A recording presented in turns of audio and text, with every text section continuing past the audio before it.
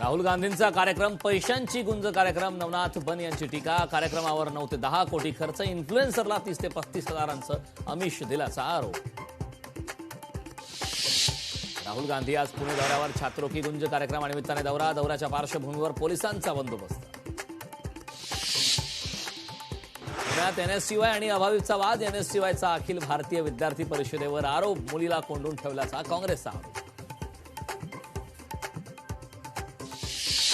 माझ्यावर घराणेशाहीचा आरोप करणे हास्यास्पद. रामदास कदमांच्या आरोपांवर तटकर यांची प्रतिक्रिया.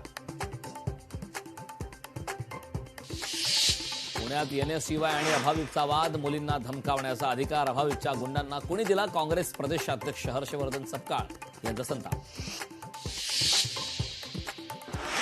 बीएमसीच्या विद्यार्थ्यांच्या सहलीवरून नवा वाद होण्याची शक्यता. आरएसएस संबंधित कॅम्पसमधील एकदिवसीय सहलीसाठी करणार 2.46 कोटींचा खर्च. प्रति विद्यार्थी सुमारे 802 रुपये खर्चाचा अंदाज. अखेर बेस्ट वर्कर्स युनियनचे सरचिटणीस शशांक राव यांचं उपोषण मागे. शासन स्तरावरील समितीच्या बैठकीत कामगारांच्या मागण्यांवर सकारात्मक चर्चा.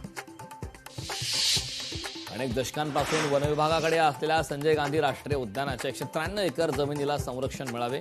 सेव्ह एसजीएनपी गटाची वनमंत्र्यांकडे मागणी. रस्ते आणि उद्यानांसाठी वनजमिनीचे हस्तांतरण ही एक फसवणूक. वनमंत्री गणेश नाईक यांचं वक्तव्य.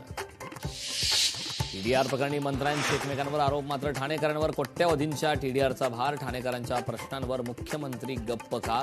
दी दायाभाई कंपनीला दिलेला टीडीआर मुख्यमंत्री स्वाधिकारात का थांबवत नाहीत? लोकशाही मराठीचे सवाल. प्रकल्प बाधितांच्या नावाखाली सरकारची घोर फसवणूक. कोट्यवधींच्या घोटाळ्याची माहिती लोकशाही मराठीच्या हाती. मुंबई अहमदाबाद हायस्पीड रेल्वेच्या कामात अधिकाऱ्यांचा गैरव्यवहार.